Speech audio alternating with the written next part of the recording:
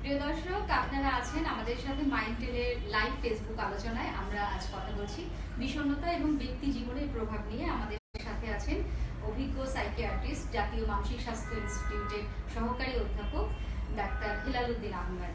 আপনাদের নিজের যদি কখনো মনে হয় বা যারা আমাদের সাথে আছেন যদি মনে হয় যে আপনার মানসিক স্বাস্থ্য বিষয়ে বা বিষণ্ণতা বিষয়ে আপনি কোনো প্রশ্ন আমাদের সাথে শেয়ার করতে চান, আমরা চেষ্টা করব তার উত্তর দেবার, কারণ আমাদের সাথে রিসার্চ পার্সন আছেন। আমরা যে কথাটি বলছিলাম যে বিষণ্ণতা যে কোনো মানুষের ঘটতে পারে এবং সেটি যে কোনো চাপ থেকে সৃষ্টি হলেও দেখা যাচ্ছে যে ধীরে ধীরে এটা আমাদের শারীরিকভাবেও আমাদের কোনো না কোনোভাবে ক্ষতিগ্রস্ত হচ্ছে। আপনি বলছেন এটা অর্থনৈতিকভাবেও আমরা ক্ষতিগ্রস্ত হচ্ছি এটা থেকে। তো এই বিষণ্ণ যখন আমি বোধ করবো, আপনি বলছেন যে ব্যক্তি যখন বিষণ্ণ বোধ করছে ব্যক্তি তখন কিছু সিমটম দেখে নিজে বুঝতে পারছে, কিন্তু আমাদের বাংলাদেশে যে প্রেক্ষাপট তাতে আমি মানসিকভাবে অতটা সুস্থ নই এটা মানা আমাদের জন্য অনেক কষ্টকর হয়ে যায়। যদি কেউ বলে যে তোমাকে তো স্বাভাবিক লাগছে না, তখন আমার মনে হয় আমি কি পাগল হয়ে গেলাম। তো যার কারণে বিষণ্ণতা হয়তো নানাভাবে এই বিষয়টা আমরা প্রথমত বলি যে পাগল বলে কোনো শব্দ নাই। মানসিক সুস্থতা অসুস্থতার একটি বিষয় রয়েছে। আমাদের যেমন শরীরের সমস্যা হয় তেমনি কিন্তু মনেরও সমস্যা হয়। ঠিক তেমনি ভাবে আমরা যখন বলি যে আপনি প্রতিদিন কেন টুথব্রাশ করেন, আপনার তো দাঁতের সমস্যা নাই, আপনি প্রতিদিন কেন সুষম খাবার খান, আপনি প্রতিদিন কেন শরীরের যত্ন নেন, গোসল করেন, সকালবেলা হাঁটতে যান, দৌড়ান, কারণ আপনি শরীরটাকে ভালো রাখতে চান। ঠিক তেমনি ভাবে আমাদের মনেরও কিন্তু যত্নের প্রয়োজন আছে। আমরা মনের যত্নের জন্য কিন্তু আমাদের মনটাকে ভালো রাখা প্রয়োজন, এবং মনটাকে ভালো রাখার অন্যতম একটি উপায় হচ্ছে বিষণ্ণতা মুক্ত থাকা। এবং এক্ষেত্রে ওই যে কথাটি আপনি বললেন যে সংস্কার আমরা মানতে চাই না যে আমাদের মনের সমস্যা হয়েছে মানে কি আমি পাগল হয়ে যাচ্ছি কিনা, সেক্ষেত্রে আমরা বলবো যে না, আসলে এটা পাগল হয়ে যাচ্ছি না। প্রত্যেকেই কিন্তু যে কোনো সময় বিষণ্ণতা আক্রান্ত হতে পারে। বাংলাদেশে আমাদের যে 18 বছরের উপরে যারা রয়েছেন তাদের মধ্যে বিষণ্ণতার হার কিন্তু শতকরা 5%। মানে 100 জনের মধ্যে 5 জন কোনো না কোনো সময় বিষণ্ণতায় ভুগছেন। আরেকটি বিষয় হচ্ছে কেউই কিন্তু বিষণ্ণতার আওতামুক্ত নয়, মানে বিষণ্ণতার কোনো টিকা নাই যে বিষণ্ণতার একটি ইমিউনাইজেশন কেউ করতে পারবেন না যে আমি বিষণ্ণ হতে পারবো না, এমন কোনো প্রক্রিয়া কিন্তু পৃথিবীতে আবিষ্কার হয়নি। ফলে যে কেউ যে কোনো সময় বিষণ্ণতায় আক্রান্ত হতে পারে, এবং সেই জায়গা থেকে কিন্তু আমরা মনে করি বিষণ্ণতার শনাক্তকরণ, বিষণ্ণতার যে আমাদের লক্ষণগুলো সেগুলো জানা জরুরি। পাশাপাশি কার কাছে গেলে, কোথায় গেলে আমরা বিষণ্ণতার চিকিৎসাটি পাবো, এটিকে আমরা কমায় আনতে পারবো, এটির চিকিৎসা পাবো, সেটিও আমাদের জানতে হবে। যেহেতু আমি মানসিকভাবে আমাদের বাংলাদেশে আমি নিজে মানতে আমার কষ্ট হচ্ছে, কিন্তু আমার আশপাশে আমার প্রিয়জন অবশ্যই বুঝতে পারছে স্বাভাবিক পরিস্থিতিতে নেই।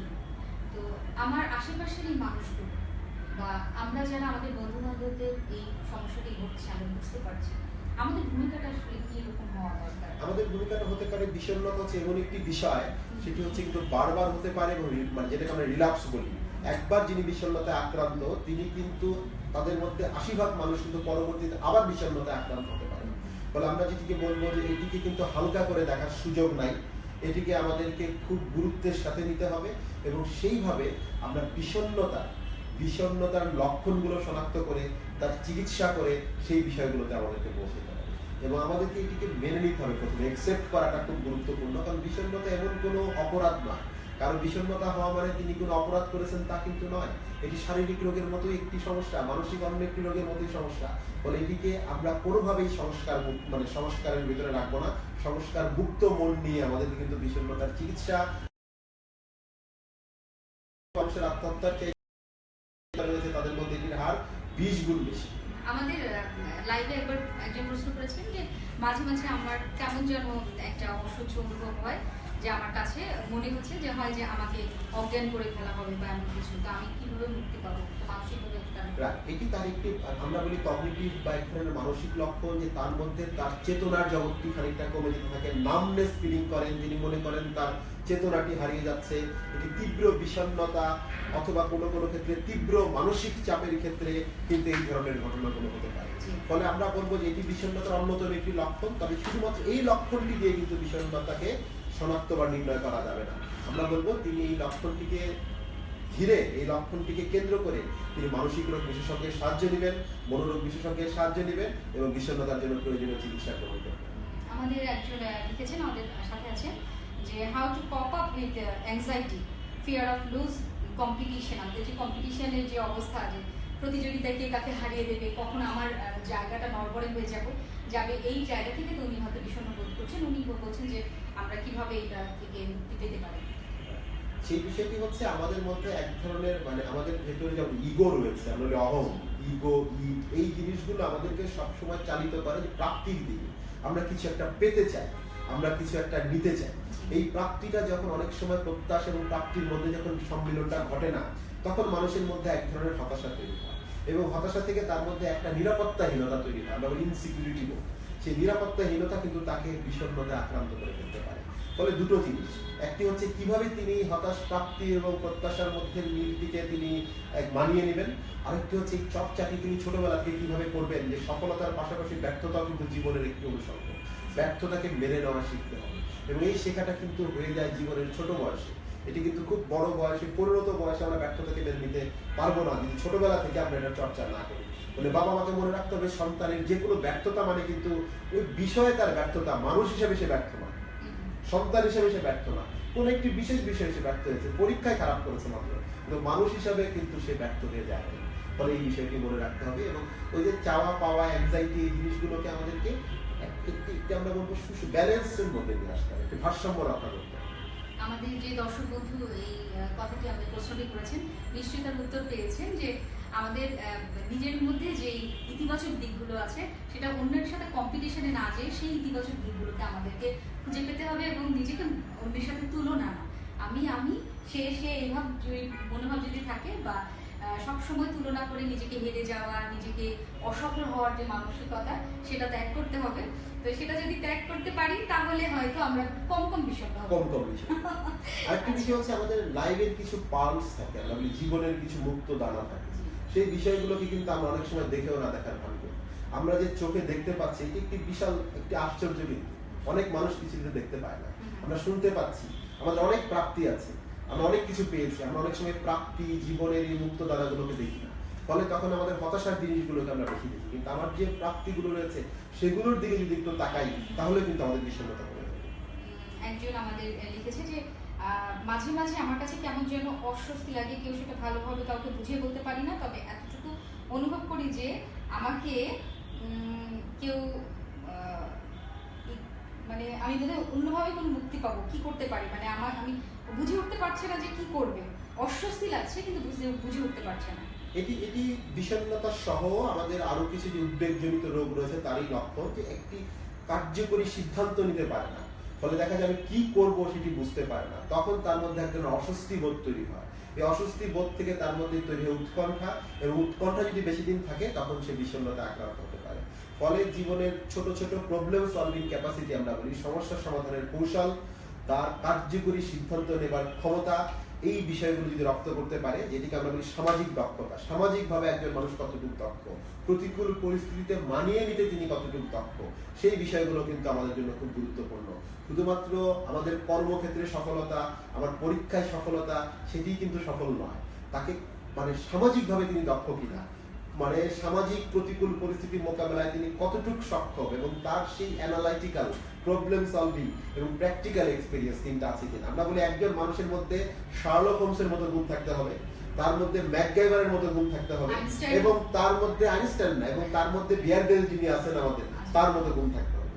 আইনস্টাইনের প্রয়োজন নাই আমাদের খুব বেশি, আমরা বলি খুব বেশি বাস্তব জ্ঞান, আমরা বলি মানুষকে বুঝতে শেখা এবং নিজেকে বুঝতে শেখা, তিনটা জিনিস খুব।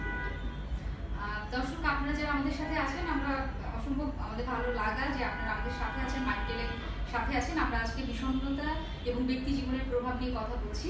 আমাদের সাথে রিসোর্স পার্সন হিসেবে আছেন ডাক্তার হেলালুদ্দিন আহমেদ। আপনারা একজন জিজ্ঞেস করেছেন আমার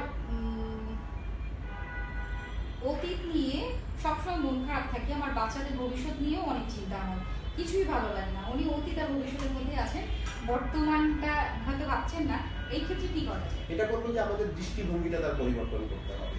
অতীতে তার কিন্তু শুধু ব্যর্থতাটুকু উনি দেখছেন, তার কিন্তু অতীতের সফলতা অবশ্যই কিছু আছে। আমরা বলবো অতীতের সফলতার দিকে দৃষ্টিপাত করুন, আর ভবিষ্যৎটা কিন্তু নির্ধারণ হবে আপনার বর্তমান কাজের উপর নির্ভর করে। তো বর্তমান সময়টাতে আপনি যদি শুধু অতীত মুখিতা এবং সেই অতীত চারণ করতে করতে আপনার সময় চলে যায়, তাহলে কিন্তু আপনার বর্তমানের ভিত্তিটি মজবুত হবে না, ফলে ভবিষ্যৎ কিন্তু নড়বড়ে হয়ে যাবে। ফলে আমরা বলবো অতীতমুখিতা বাদ দিয়ে আমাদের চোখগুলো কিন্তু প্রাকৃতিক ভাবে বলে না যেভাবে প্রাকৃতিক ভাবে সামনের দিকে দেওয়া হয়েছে, আমরা কিন্তু পেছনে তাকাতে পারি না। ফলে আমাদের সামনের দিকে তাকানোর অভ্যাসটা রপ্ত করতে হবে। আগামী দিনে কি হচ্ছে, পেছনে যা হচ্ছে সামনের ভুলে দিকে যাওয়া। তাকিয়ে দেখছেন যে তার সন্তানের ভবিষ্যৎ কি হবে, তাই ভাবছেন? আমরা বলছি যে সন্তানের ভবিষ্যৎ অবশ্যই ভালোর দিকে যাবে যদি তিনি তার বর্তমানটাকে সঠিকভাবে শিক্ষা দিতে পারেন। সুতরাং ভবিষ্যতের কথা না ভেবে আমরা বলবো বর্তমানটাকে আগে জোরদার করার এই চেষ্টা। বর্তমানে একসময় অতীত হবে, অতীত হবে, বর্তমানই তার ভবিষ্যৎকে গঠন করবে। আসলে আমরা অনেক সময় ডাক্তার বলতে একটু ভয় পাই যে আমার সমস্যা হয়েছে, শারীরিক সমস্যা যখন প্রকট হয় তখন আর সহ্য করতে পারি না, তখন মনে হয় না ডাক্তার সাহেবের কাছে যেতেই হবে।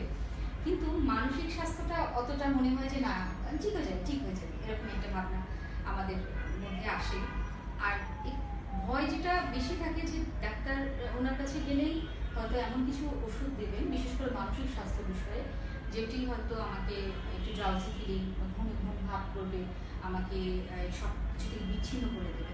এই ভাবনাটা কি ভীষণ? আমরা বলবো এই ভাবনাটি শুধু ভুল নয়, এই ভাবনাটি শতকরা 100% ভুল। কারণ বিষণ্ণতার রোধী যে সমস্ত ওষুধপত্র রয়েছে তার মধ্যে অনেক ধরনের ওষুধ রয়েছে, তার মধ্যে সবগুলো ওষুধ কিন্তু ঘুমের ভাব নিয়ে আসে না। আর এই ভুল ধারণা থেকে মানুষ কিন্তু ওষুধ গ্রহণ করেন। অনেক সময় দেখা যায় অন্য ডিসিপ্লিনের একজন চিকিৎসক, তিনি একজন হৃদরোগ বিশেষজ্ঞ বা একজন পরিপাকতন্ত্র বিশেষজ্ঞ, তিনি কিন্তু আমাদের এই বিষণ্ণতার বিরুদ্ধে ওষুধটি দিচ্ছেন এবং আমাদের রোগীরা সেটি খাচ্ছেন। তো যখনই একজন সাইকিয়াট্রিস্ট দিবেন তখনই তার মধ্যে এক ধরনের সমস্যা মনে হবে যে এই ওষুধ থেকে বোধহয় কোনো একটা সাইড এফেক্ট বা পার্শ্ব প্রতিক্রিয়া হচ্ছে। গবেষণায় দেখা গেছে বিষণ্ণতার বা মানসিক স্বাস্থ্যের জন্য ব্যবহার করা হয় এমন ওষুধগুলোর পার্শ্ব প্রতিক্রিয়া ডায়াবেটিস, উচ্চ রক্তচাপের জন্য ব্যবহার করা ওষুধের পার্শ্ব প্রতিক্রিয়ার চাইতেও বহুগুণ কম। ফলে আমাদের ওষুধগুলোর আসলে কোনো পার্শ্ব প্রতিক্রিয়া নাই।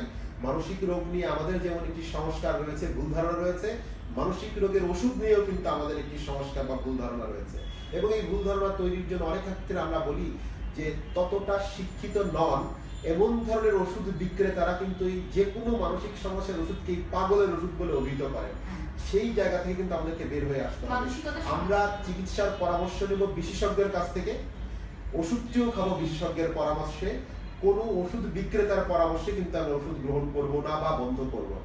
আমরা চিকিৎসকের পরামর্শে কিন্তু ওষুধ নেব।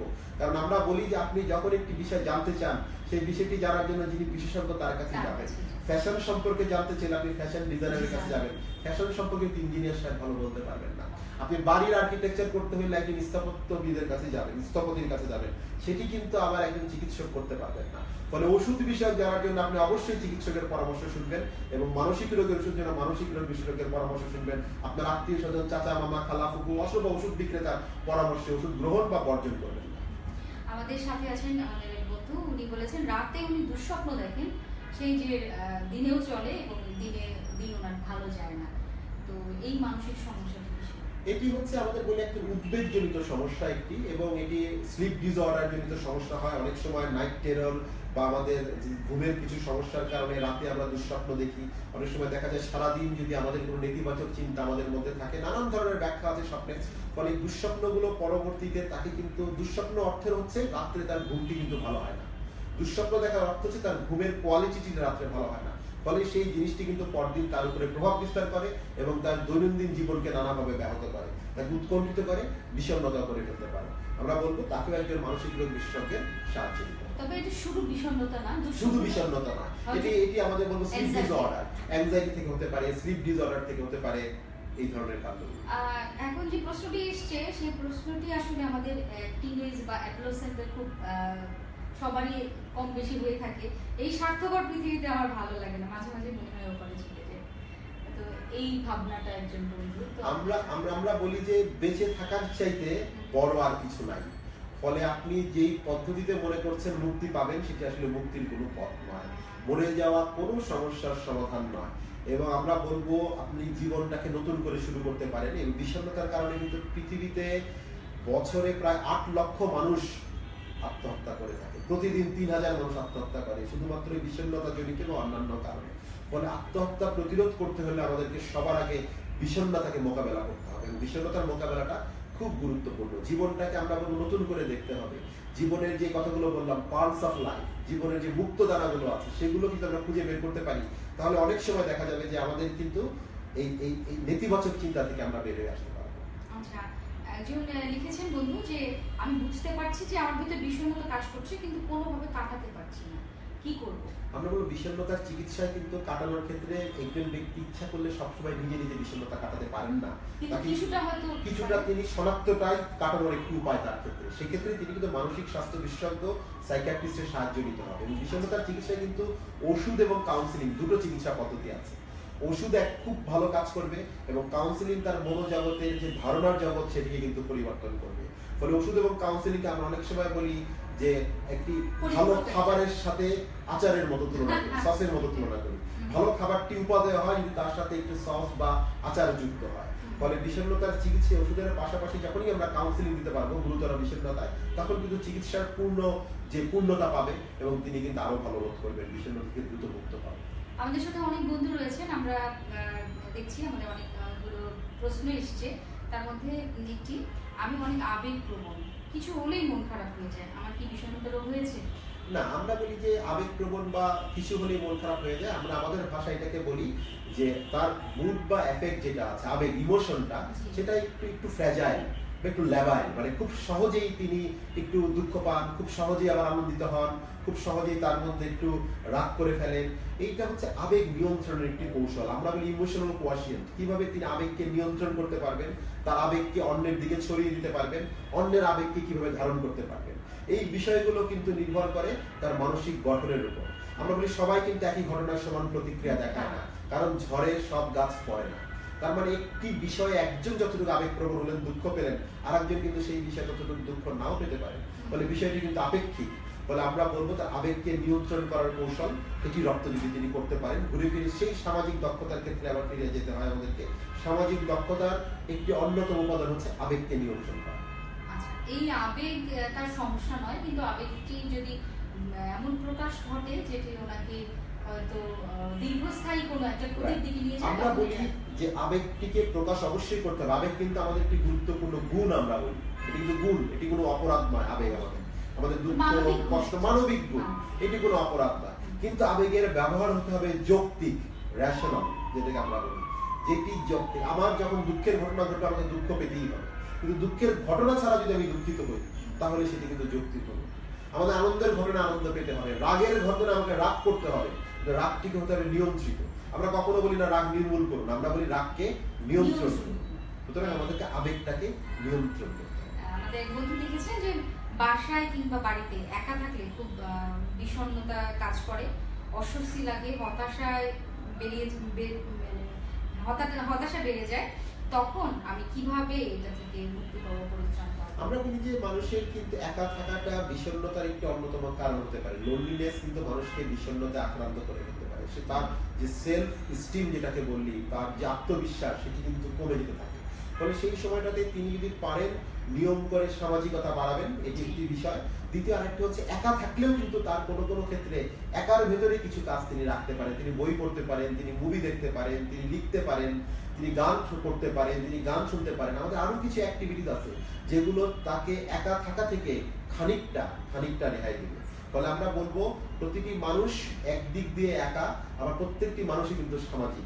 ফলে তার একাকিত্ব যেটি রয়েছে সেটিকে সামাজিকতায় যদি তিনি উন্নীত করতে পারেন তাহলে কিন্তু অনেক ক্ষেত্রে তার ভালো হবে। সামাজিক যোগাযোগগুলো তার বাড়াবে। এটা একা থাকাটা আসলে কোনো মানুষ তো সামাজিক, অবশ্যই সামাজিকতা এটাকে সামাজিকতাই তার একা যত কম থাকা যায় তত মঙ্গল তার। প্রশ্নটার মধ্যে কোনো উত্তর ছিল, উনি একা এই সমস্যাটি হচ্ছিল। বলেছেন যে I always feel confused and anxiety. Confusion and anxiety. Is there any cure for anxiety and confusion? অবশ্যই। অ্যাংজাইটি এন্ড কনফিউশন, আসলে কনফিউশন কোনো রোগ নয়। আমরা বলি অ্যাংজাইটি এবং ডিপ্রেশনের অন্যতম লক্ষণ হচ্ছে কনফিউশন। মানে আমরা বলি যে কার্যকরী সিদ্ধান্ত নিতে পারে না অনেক সময় মানুষ, ইফেক্টিভ ডিসিশন নিতে না পারা, প্রবলেম সলভিং ক্যাপাসিটি কম থাকা, এই বিষয়গুলো কিন্তু অ্যাংজাইটি থেকেও হতে পারে, বিষণ্ণতা থেকেও হতে পারে। ফলে এগুলোর জন্য তার কিছু মানে আমরা বলি যে এই ক্ষেত্রে কিন্তু যখন মানুষ কার্যকরী সিদ্ধান্ত নিতে পারে না, আমি তাকে শুধু ওষুধ খাওয়াই দিলাম, তাতে কিন্তু তার কার্যকরী সিদ্ধান্ত গ্রহণের ক্ষমতা বাড়বে না। তখন কিন্তু তার জন্য কাউন্সিলিং, সাইকোথেরাপি, আমরা বলি behaviour therapy, cognitive behaviour therapy, কিভাবে তিনি সোশ্যাল স্কিলটা ডেভেলপ করবেন, তার ডেইলি অ্যাক্টিভিটিসটা কিরকম হবে, গ্রেডেড অ্যাক্টিভিটি, ধাপে ধাপে তিনি নিজের থেকে কেন্দ্র করে আশপাশ থেকে তার কমিউনিটি কিভাবে কাজটি করতে পারেন, নিজেকে আরো বেশি সম্পৃক্ত করতে পারেন, তার উপরে নির্ভর করে তার এই কনফিউশনটা কিভাবে কমবে, অ্যাংজাইটিটা কিভাবে কমবে। আচ্ছা, আমরা যখন একজন মানসিক স্বাস্থ্য নিয়ে যারা কাজ করেন, সাইকিয়াট্রিস্ট বা সাইকোলজিস্ট, এখানে একটা ছোট্ট কথা করে আপনি বলছিলেন যে আমরা একটা মেডিকেশন আর একটা হচ্ছে আপনার কাউন্সিলিং। সাইকিয়াট্রিস্ট আর সাইকোলজিস্ট এই তো পার্থক্য। এই পার্থক্যটা হচ্ছে সাইকিয়াট্রিস্টটা হচ্ছে মেডিকেল ব্যাকগ্রাউন্ডের, তারা চিকিৎসক, আর সাইকোলজিস্টরা হচ্ছেন তারা বিশ্ববিদ্যালয় বা অন্য কোনো প্রতিষ্ঠান থেকে psychology, clinical psychology, counselling and education psychology এই সমস্ত বিষয়ে তার উচ্চতর ডিগ্রি গ্রহণ করেন। সাইকিয়াট্রিস্টরা ওষুধ প্রেসক্রাইব করেন, আর psychologist, clinical psychologist, counselling education psychologist বা অন্যান্য সাইকোলজিস্ট যারা রয়েছেন তারা কিন্তু তারা ওষুধ প্রেসক্রাইব করেন না, তারা কিন্তু cognitive therapy, behaviour therapy, counselling, lifestyle modification ইত্যাদির মাধ্যমে মানুষের মনোজগতের এক ধরনের পরিবর্তন ঘটাতে চান। বিষণ্ণতার ক্ষেত্রে যদি আমরা বলি, গুরুতর বিষণ্ণতায় কিন্তু ওষুধ এবং কাউন্সিলিং বা সাইকোথেরাপি দুইয়েরই সমান গুরুত্ব রয়েছে এবং দুটিরই প্রয়োজন রয়েছে।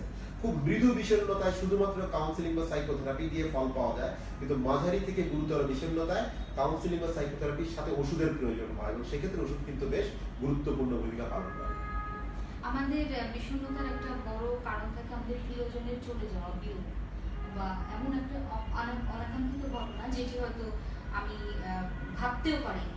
তো এটি আমাকে মানসিকভাবে এত আঘাত করে, ধাক্কা দেয় আমার ব্যক্তি জীবনে, যে এর প্রভাবে হয়তো বিষণ্ণতা।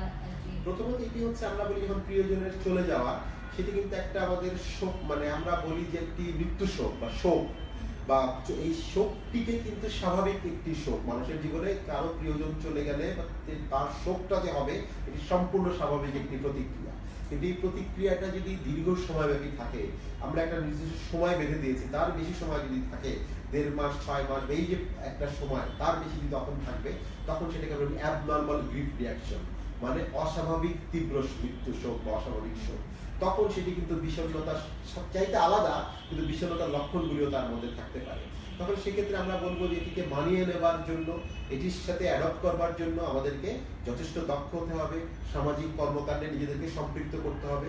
এবং অনেক সময় আমরা একটি ভুল জিনিস করে থাকি, আশেপাশে যারা রয়েছেন, যে কারো নিকটজনের মৃত্যুর পর তার কথাগুলোকে আমরা বলতে চাই না, তার ছবিটিকে লুকিয়ে রাখি, তার সম্পর্কে আলাপ আলোচনা করি না। এটি কিন্তু ওই বিষণ্ণতার লক্ষণগুলো কিন্তু বাড়াবে।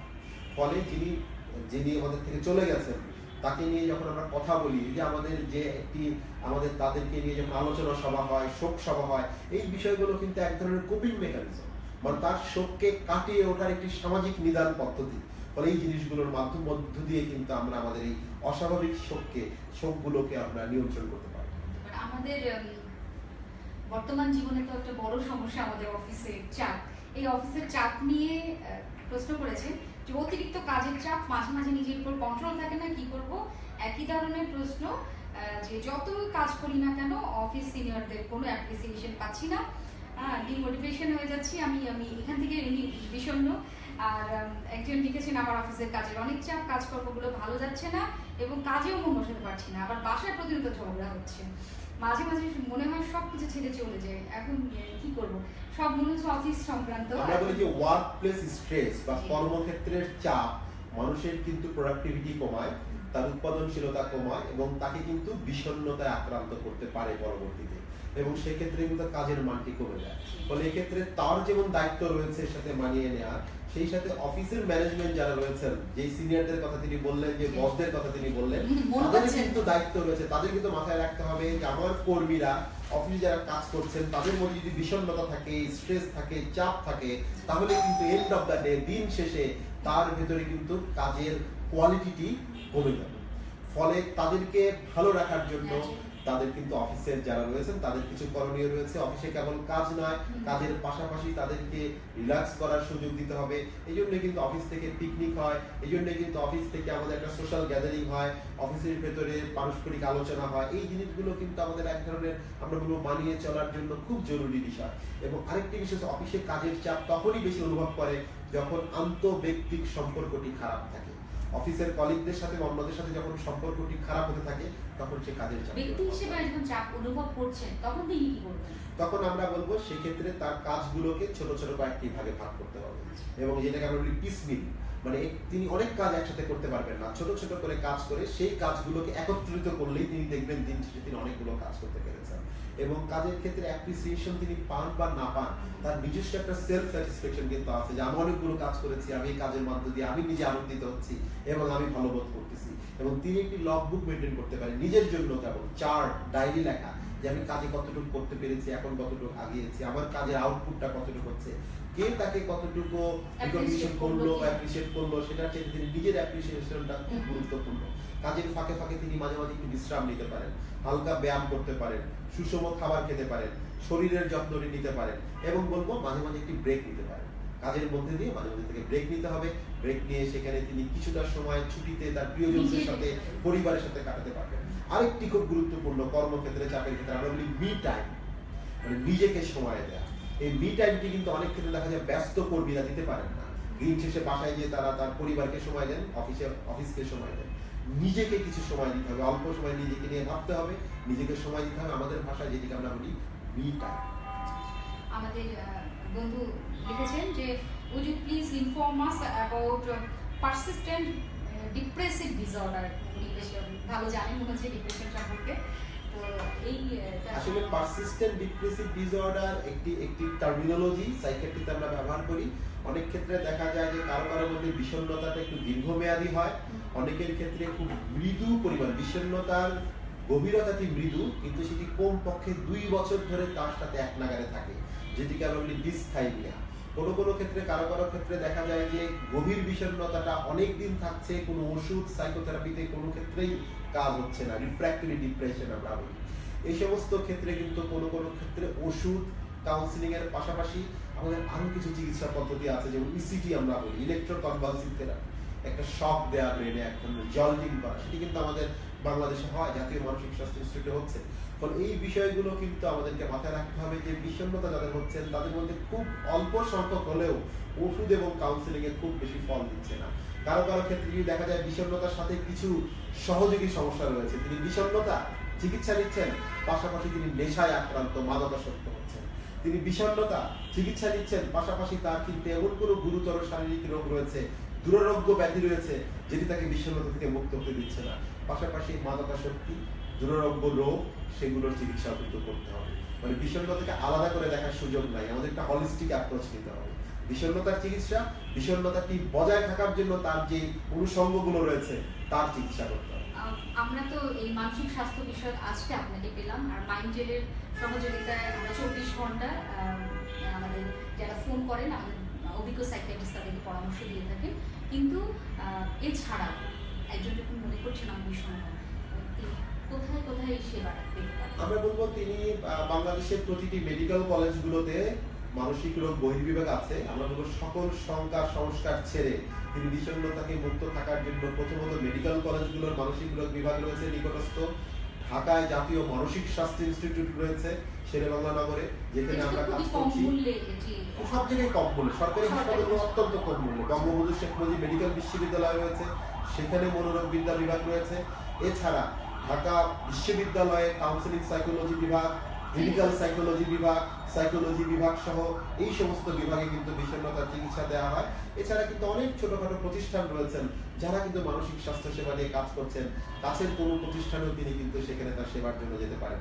ফলে এই ঢাকা বিশ্ববিদ্যালয়, বঙ্গবন্ধু শেখ মুজিব মেডিকেল বিশ্ববিদ্যালয়, জাতীয় মানসিক স্বাস্থ্য ইনস্টিটিউট ঢাকায় এগুলো, আর ঢাকার বাইরে মেডিকেল কলেজগুলোতে তিনি কিন্তু এর সেবা করতে পারেন। আপনাকে অসংখ্য ধন্যবাদ। আমরা বিষণ্ণতা বিষয়ে যে কথাগুলো জানলাম, হয়তো আমার তো অবশ্যই, আমি আশা করছি আমাদের দর্শকদের এই বিষয়ে অনেক উপকার হবে। শুধু দর্শক, আপনাদের ফেসবুক লাইভে আমাদের সাথে ছিলেন, আপনাদের অসংখ্য ধন্যবাদ জানাই। মাইন্ডজেলের এই পেজটি মানসিক স্বাস্থ্য বিষয়ে কাজ করে থাকে, যেটি 24 ঘন্টায় এই মাইন্ডজেল আপনাদের ফোনের মাধ্যমে অভিজ্ঞ সাইকোলজিস্ট এবং সাইকিয়াট্রিস্টের মাধ্যমে এই সেবাটি আপনাদের কাছে পৌঁছে দিচ্ছে।